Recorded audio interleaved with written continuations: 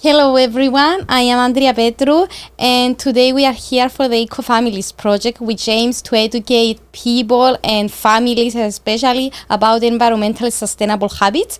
And together with me is Marcos Nicolaou. Marco, if you can introduce yourself with your interesting background, it will be really nice. Of course. Hi, thank you for having me. So I'm Marcos, I'm a zoologist, and I've also studied ecology and conservation. And my background is mostly doing field work in different places around the world. I've done field work in Scottish farmlands, in Central America, and most recently in the jungles of the Congo. Yes, really interesting things. It's not something that you hear every day. It's a unique occupation, I will say. I will start from the jungle because I am really excited about this myself. So you lived in a jungle basically for a year. Yeah, it was a very intense experience living in a very remote area in the jungle in a tent.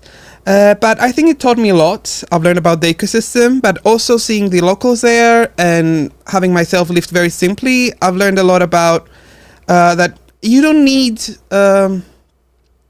a lot to be happy, to be content. You can just live simply and you get those lessons and you bring them back in the busy city and you realize that there's many ways to live and be happy. Overconsumption, I guess, is a huge problem. I heard it a lot from It's something people. You don't see there, but you definitely see it here.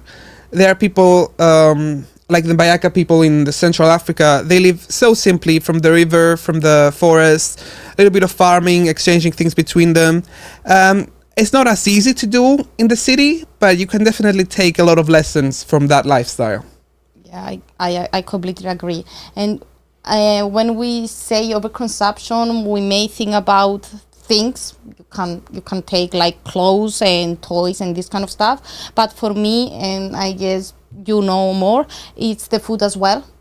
And here in the cities, many times we are throwing the food and we don't realize how important it is and the procedure behind it, what we use to actually have this food on our table. So, and you also work in a farm, if I'm not mistaken. So what do you think about this topic, about food and the farming and the agriculture, the procedure of producing our food?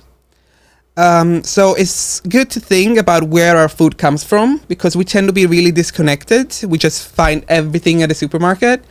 So having worked around different farmlands in Scotland, we worked in farmlands that had some biodiversity measures and tried to do better, and other ones that were very barren and were doing everything according to industrial workflows. And you can see the difference just by being there. You can see like some farms that tend to think about having pollinators on and using less pesticides and having free-range animals. That translates into not only better quality food, but better carbon footprint and better biodiversity overall for the country. So for us, we have to think where our food comes from and look for maybe more sustainable choices when we're shopping. And a more difficult question, I will say, a challenging one. So as a parent, how can I educate my children about this? I mean, he may not realize where the food comes from. Yeah. Or the whole things that you just mentioned about the pesticides and all of these things. So how should I educate my children to be more responsible?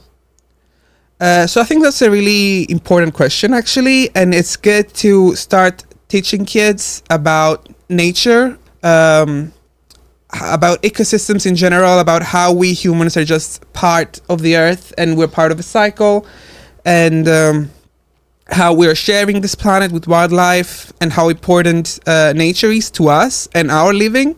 We're not just disconnected living in our cities.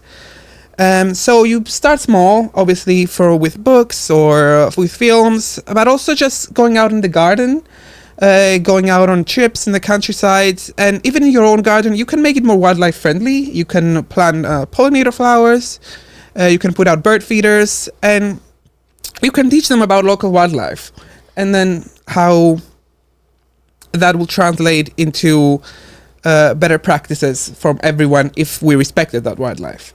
That's a really good point, because I believe education is a huge thing, generally not about green sector only specifically, but in general. And I think you just mentioned that educate them from young age to realize that nature is not something outside. Actually, we live in nature. We are part of the nature, and we have to respect it. Yes, I completely agree with you. So as a ecologist as well, what do you think of any specific activity, maybe outside in the garden, that we can do to educate the children? So one thing will be to grow your own plants if you have the space. Even though you don't need a lot of space, especially for specific vegetables, you can just have them in a small pot.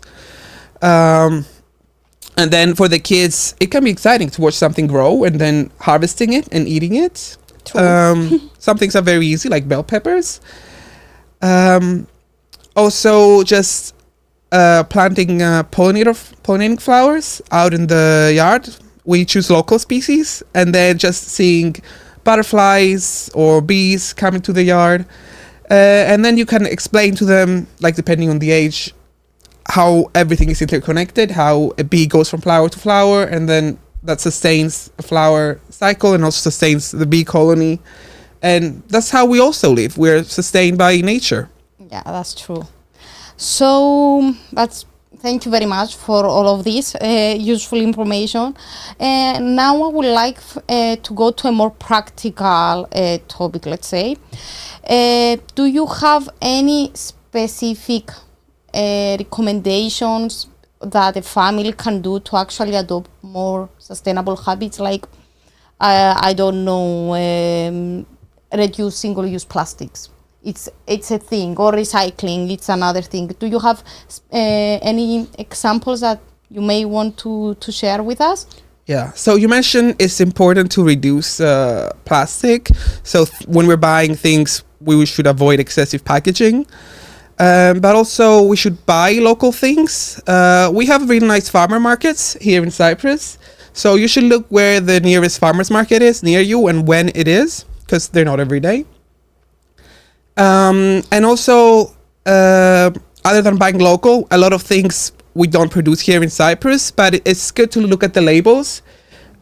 Especially if you have the money, you should look for organic and ecological labels, because that tells you that the products have been grown sustainably with respect to wildlife, without using excessive pesticides, without huge carbon footprints, especially for things that come from tropical areas like coffee, cocoa, palm oil, stuff like that. That's good points, actually. Thank you very, very much. Thank you, Marco. So just to round up and close it, any additional thing that you would like to say to families who are trying, actually, not only to the children, but also the parents, because it's both sides that they need to be educated, that you would like to share with them as an expertise to the field?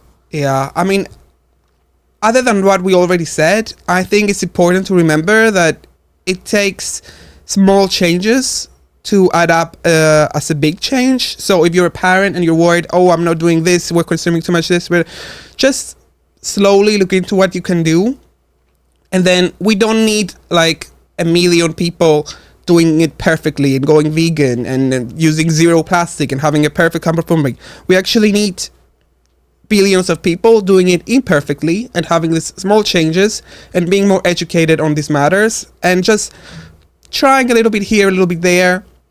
And that's what you should instill in your child as well, that you should try a little bit, as much as you can, to do all these things that we mentioned. I like that a lot. I mean, it was brilliant. Small changes for a big impact, exactly. Exactly. That's a really nice and valid, strong point for the ending. So thank you very much. Thank you, Marco. Thank you so much for having me. Glad to be here.